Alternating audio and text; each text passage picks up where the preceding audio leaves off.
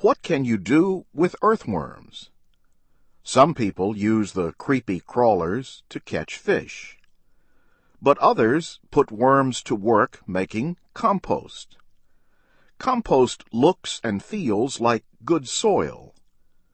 Gardeners and farmers add it to soil to make plants grow better. You can make compost from food waste at home with or without the help of worms. How the worms help is by first eating and processing the food.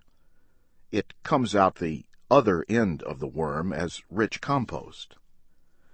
Kim Gable from the University of Florida Extension Service in Key West suggests using red worms known as red wigglers. The red wigglers are the best varieties for doing it because they're more of a surface feeder. They're because different worms live in different strata or portions of the earth.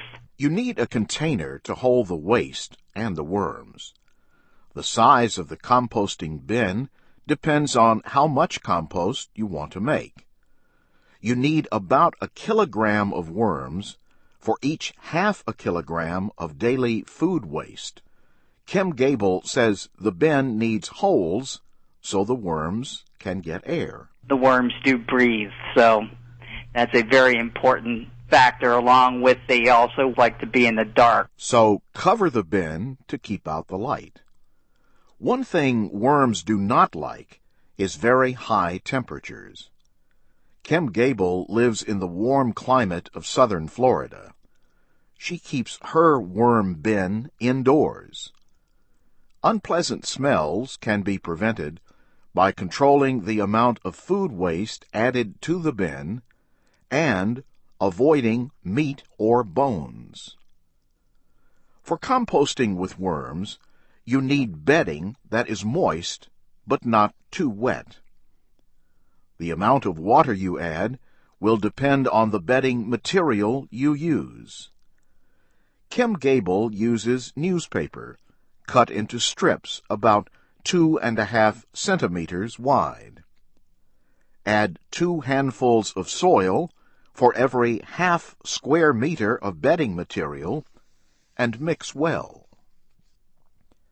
Spread the worms over the bedding. The worms will start to wiggle their way down. Remove any worms that remain on top of the bedding after 2 hours. When you feed the worms, place the food about 2.5 centimeters below the surface of the bedding and cover it. The worms' waste or castings should be ready to use as compost within 2 to 6 months. To remove the compost, you can push it all to one side of the bin. Place new bedding and food on the other side.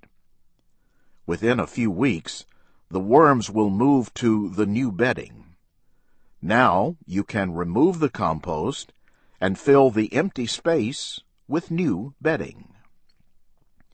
And that's the VOA Special English Agriculture Report, written by Geraldine Watson. Have you ever made compost with worms? Tell us your story at voaspecialenglish.com. I'm Jim Tedder.